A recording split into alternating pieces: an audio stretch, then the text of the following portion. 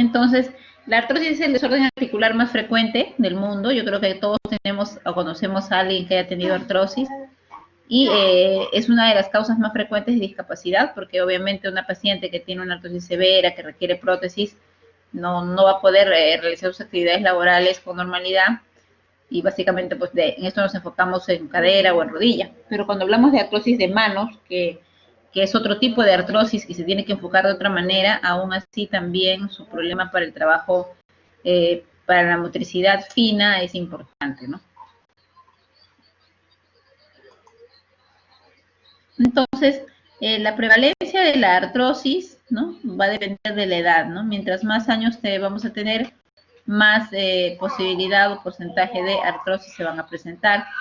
Porque tiene que ver mucho con la parte con lo que es el desgaste de la zona cartilaginosa a través del tiempo, del tiempo y de la cantidad de estrés mecánico que aborde sobre ella.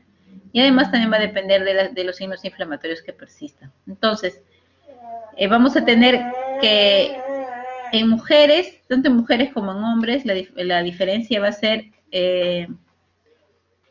la prevalencia va a ser con respecto a la edad en artrosis de cadera, de rodilla y de interfalángica distal, que es la famosa artrosis de mano o artrosis nodular.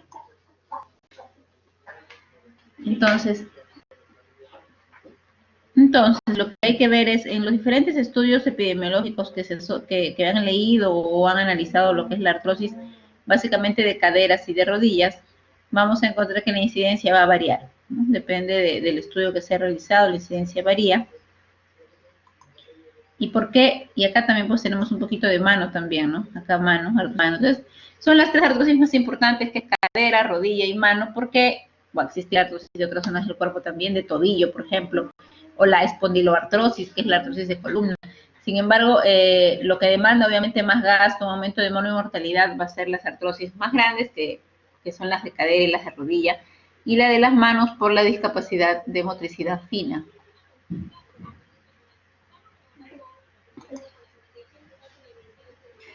Antes se creía que la artrosis es una situación de desgaste pura, o sea, no había ninguna intervención en digamos, ninguna molécula inflamatoria. Sin embargo, luego se ha descubierto que tiene mucho que ver las moléculas inflamatorias también en la presencia y en la evolución de la artrosis, que al final de cuentas provoca también destrucción articular.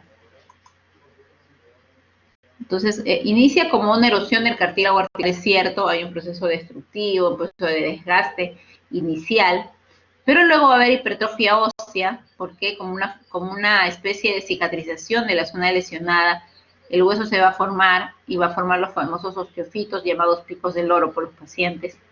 Y esos osteofitos, y ya lo hemos conversado anteriormente en la clase de imágenes, por ejemplo, si nosotros vemos la columna, vemos osteofitos y sinesmofitos, que es otro tipo de formación, obviamente son diferentes, pero en el caso de la artrosis se presentan los osteofitos.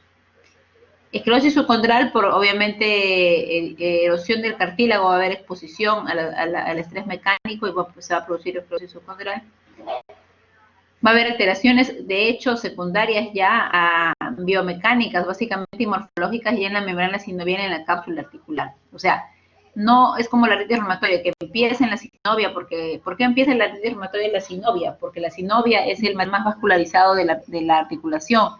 Entonces, empieza por ahí el decantamiento de anticuerpos y de manera secundaria, después de la sinovitis, ya se va a producir las lesiones inclusive del cartílago que sucede en la artritis reumatoide.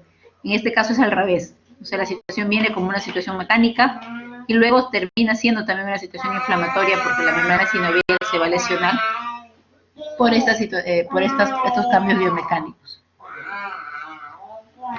Entonces, vamos a ver en el cartílago ablandamiento, ulceración del cartílago, desintegración focal del cartílago y finalmente inflamación sinovial, como comentaba.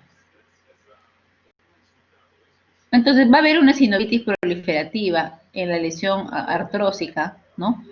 Esta es una artroscopía, la condropatía, es decir, un depósito de cristales de pirofosfato cálcico que también forma parte de algunos pacientes con artrosis, y esta inflamación obviamente va a producir sinovitis, ¿no? Entonces hay una sinovitis proliferativa secundaria a una lesión artrósica. Como en toda reumatología, inclusive en la artrosis, vamos a tener factores asociados principalmente, digamos, ambientales, ¿no? Entonces tenemos factores como la edad, porque no vamos a encontrar un paciente con artrosis de 15 años de edad, pero sí con artritis reumatoide.